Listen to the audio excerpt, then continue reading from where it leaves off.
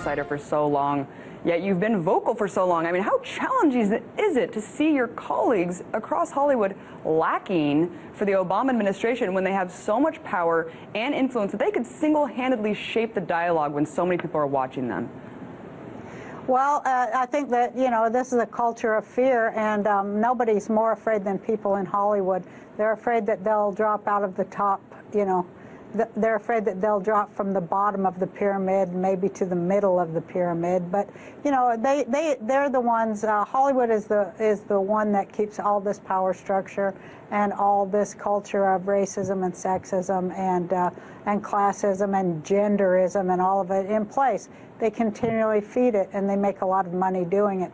And they do it at the behest of their masters who run everything. So, you know, they're not going to get brave enough to do that. I mean, I think that there aren't many of us who are brave enough to do that. And I'm just, you know, I'm lucky that I can do it, and I feel that I do it on behalf of many people in Hollywood too.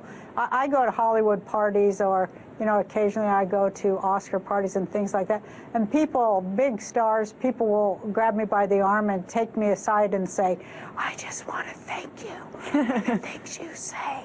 And it blows my mind, but that's the culture. It's a culture of fear for sure. You know, the walk I took on the grassy knoll was a suggestion to first to people that evolving takes a lot of bravery, because I was petrified when I did that. Peeling back layers of things that we've learned and separating ourselves from the group is also horrifying, because we're afraid of being ostracized and assassinated by the group if we have our own thoughts and our own mind and our own will and our own direction.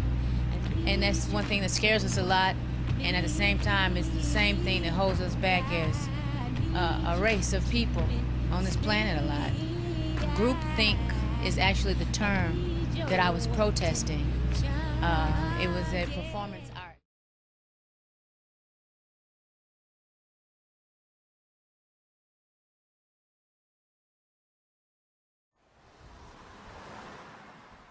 They play it safe, are quick to assassinate what they do not understand.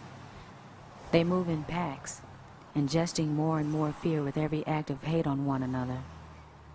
They feel most comfortable in groups, less guilt to swallow. You know, and it's a big culture of mind control too. MK Ultra mind control rules in Hollywood. If you don't know, Google that and look into it.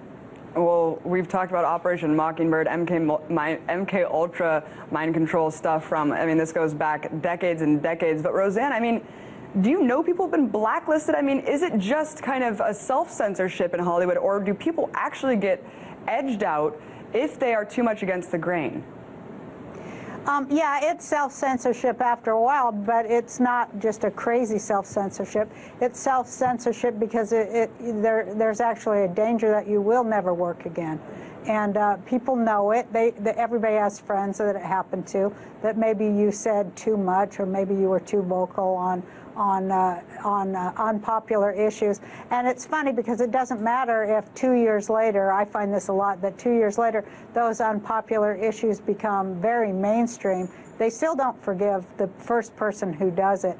And that's kind of been my story there. When you're first, you're you know, going to be vilified, despite the fact that 2 years later everybody's saying what you said. You're still going to be vilified because you dared. And you know, like they say, the Chinese, you know, the Chinese have a myth or a saying that says the nail that stands up is hammered down, and that's how it is here and everywhere in the world. Right. You know, you don't really want to put yourself at odds with people who decide your future and pay, you know, for your work. But sometimes you have to. And I was very lucky that I had a successful show that made me a lot of money, and so that I can do that. And I feel that I owe that to the people I I came from to say those things that maybe they can't say because they're afraid they'll be fired, or they're afraid even that they'll be put in jail or whatever. I'm going to do it because why not? Some of us are against the Illuminati, and we are against the Illuminati at our own detriment. When people are against the Illuminati, then they get punched in the face all the time. The press hates them, and nobody likes them. End quote. We all love Dave Chappelle.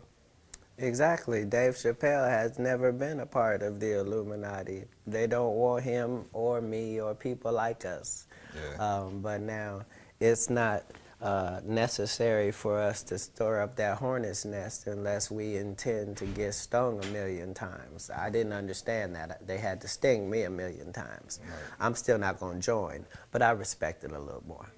All right. Fantasia Barrino, American Idol winner, season 3.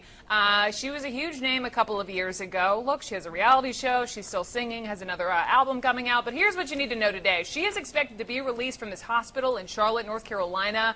She was rushed there Monday after overdosing aspirin, sleeping aid. In fact, we've now turned this sound around. This is a 911 call that this caller made talking about Fantasia. She was ODing, talking about how she was losing consciousness. Here it is. Tell me exactly what happened. An individual took a bottle of aspirin, and she's slowly losing consciousness. So, Larry King invited me on his show. And Larry King's a pretty freaking powerful guy. I mean, who can bully Larry King, right? Unless there's somebody super, super elite to the point where they threatened Larry King. Who threatens Larry King? He's the man. They threatened Larry King and threatened to sue him and lose his job if he indeed went through and allowed me to come on his show. Wow. So that must mean somebody very, very, very powerful, which I know who it is very scared of me. And apparently they're very powerful because they have control over Larry King and everybody else. So my point is,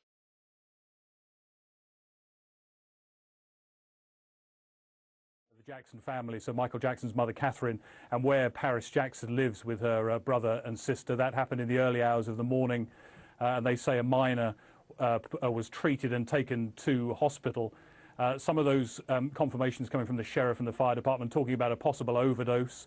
And Debbie Rowe, who is Paris Jackson's mother, has confirmed to a TV program here, Entertainment Tonight, that it was a suicide attempt, as she understands it, but there has been no other confirmation other than that. Amanda Bynes showing signs of schizophrenia.